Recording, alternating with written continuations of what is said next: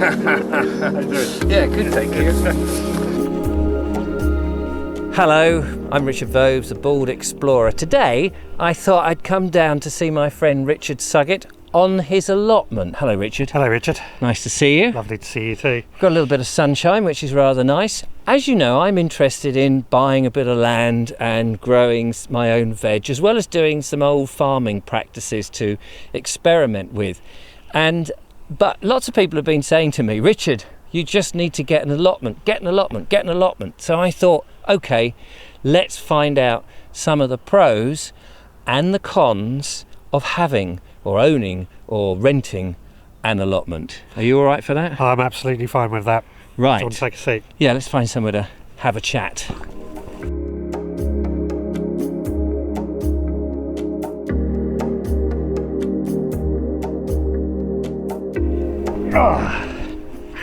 There we are, this is very comfy. It is, isn't it? Sitting on the allotment, ladies and gentlemen. So we're going to talk about the pros of having an allotment first, and then we'll look at some cons. Okay, so what would be your number one pro? Fresh food. It's got to be the fresh food. Yeah. Where every day I can come down here, pick something that I want to eat, take it home, cook it, or even just harvest an apple, eat that. Well, you one of the first things you said to me when I arrived was, would you like an apple? And I said, oh, yes, please. Yep. We went to the apple tree. Picked it off and ate it. It was delicious, I have to say. So, yes, I'm very envious about the fresh food that you're putting into your body. Yeah. And that you know how it's grown and the nutrients and minerals that are likely to be in all of that. Definitely. So, yeah. Now, you did mention something about potatoes. You said that potatoes, you can grow potatoes, but actually they're as cheap as chips, so to speak. Yeah, excellent pun there. Yeah. But yeah, no, potatoes are really cheap as chips. You need quite a few plants. They take up quite a bit of space to get a worthwhile harvest, or to get harvest that you're not relying on buying any from shops anyway. Yeah. But that doesn't mean you shouldn't grow potatoes, but you just got to think, is it worth growing potatoes, or am I better off growing something else? Courgettes, for example, you only need 2 courgette plants. That will provide you with enough courgettes for a family of 4 for a whole year. So right, okay. So that's a pro. I might find out what the con of, whether you can have fresh food all the time. But we're doing pros at the moment. What would be another pro for having an allotment? Being out in the fresh air, being away from the house, away from technology as well, believe it or not. Yes. At home there's so many distractions going on. It's so easy to go put the kettle on and sit down in front of a TV or something. Not that I do that much. So fresh air and exercise. Fresh air, exercise, and just being out in the open. Yes, and I suppose mental space as well for your mental well-being. Growing something, nurturing something other than your own personal thing, is going to be good. And presumably, you've got neighbours here that you can chat to and seek advice. Absolutely, yeah. I mean, neighbours come by. We always chat. We may have a cup of tea or coffee or something. Every now and then, people walk their dogs and they always say hello. It's a very social place, an allotment. Yes. And that I don't feel gets mentioned that much, that it's social. But even during social distancing, everyone was on their own plots and it's just, oh, hello, how are you? Yeah, so some community spirit. Yeah. And you've all got the same end goal, to grow your own food. Absolutely. And you can help one another if someone's got a wheelbarrow that they can't lift or something. Absolutely, yeah. Very much a sense of camaraderie as well. We're here to help each other out. Okay, so we've got 2 very good pros, and the third one. I think the third pro that I can think of is that you're actually away from your house. Right. I think I said earlier, gardening in your back garden, it's great, don't get me wrong, I do that myself as well. I've got a large garden, but if you don't have a space, it's not so easy, and that's certainly your case. So is that a bit like if you work from home, that sense of actually going to work, or if you've got an office in the shed, you feel like I'm actually going to work? Yeah. And so that sort of comes into your previous pro about the distractions. Yes. You can get away from those distractions and thinking time. Yeah. Normally on a Sunday morning, I'll be down on my allotment. It's where it's my quiet place. It's my. So we've got fresh food, fresh air, and basically away from home. Away from home, yeah. Don't tell the wife that. We're going to go to the other end of your allotment now and talk about some of the cons. Yeah, let's do it.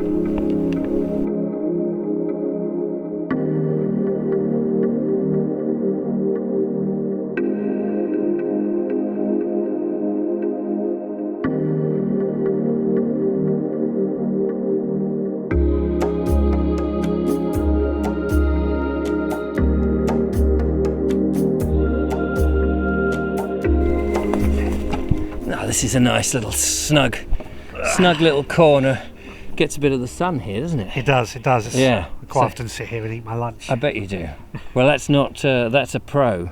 That's a pro. We're now looking at the cons. So, what's your first con? Weeds. Has to be weeds. I know every garden suffers with weeds, but allotments seem to have a particular trouble or common trait is couch grass, which is a really horrible grass. It just seems to grow everywhere, and if you don't keep on top of it, it spreads faster than anything. And it spreads into your beds, even though you've got boundaries with with wooden boxes and things. Yeah, and things like leeks, when they're young, they get smothered out by this horrible weed. Right. If you're not on top of it.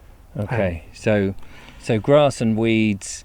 And that's something actually you're going to be doing today down on the allotment is... Yeah, I'll probably spend a good 3-4 hours today just weeding. Right. Just to get on top of it. Gosh, yeah. When I was on furlough, it was quite easy to keep on top of it, but 2-3 months ago I started returning back to work full time, and it became evident. Because you're not down here every day, are you? No. So you're trying to fit that in. Okay, so weeds is the first one. What about the next con? The next con has to be thefts. Right. Because allotments are not the most securest of places. No.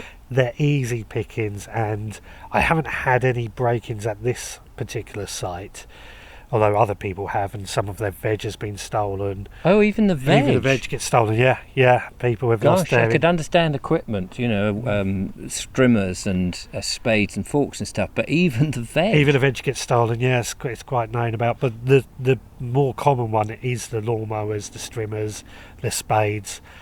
It's just easy pickings for somebody to come along in the... Not even the middle of the night, but right, because I guess evening. No one's going to hear somebody just go in with bolt cutters and break their way into a shed. Yeah.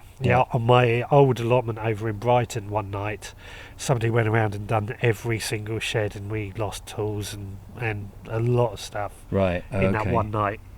So weeds, theft. The third one, Richard. The third one, I've got to say, it's a bit of a wild ball, this one. Okay. It's the rules. Now, rules are generally here for a good reason, but we don't own this land. It is owned by either the council or the allotment association, depending on what your site. We are just renting it. Yes. And that therefore means that the council could, if it's a council run site, could change the rules. I used to be allowed barbecues on this site, and that got banned, which... Yes. So you've got annoying. restrictions that you've got to work within. Yeah. But sometimes they might be very silly restrictions. Yeah, they might be very silly restrictions. They might suddenly change them as well. And again, they can kick you off within a 4-week notice period if they don't fill you up on top of the weeds. Oh, okay. So I mean, that which would make you have to decide you're going to take whatever crops you can, and either leave or well, I suppose that's all you can do is leave what you can't. Yeah. Or even things like when I took on this allotment, to the side was just fields, and now they're putting in a road, and that's changed the dynamic, hasn't it? Because you may get pollution from the road because it's and it's also very quiet. But if you've got a busy road, you've got noise. Yeah, we don't know how it's going to turn out until it's there. Yes. But that's because we don't own the land. We've got to pull up with it. So well, that's interesting because that's given me an interesting basis to think about allotments, and hopefully it's given other people a good insight to some of the pros and some of the cons. Well, there we are. Thank you so much, Richard, for letting me have a little look round of the allotment, but more importantly to find out the good things and the bad things of having an allotment. And if you've got things to add, I'd be very interested to read your comments, and I'm sure Richard would as well. Yeah. Don't forget to check out the Veg Grower podcast and the YouTube channel. I'll put the links in the description, of course. But in the meantime, take care, look after yourselves, and don't forget to follow, like and subscribe. Send bags of money.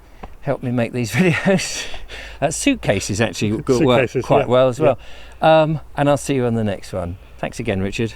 Right, ready to do some weeding? What? Weeding. Oh.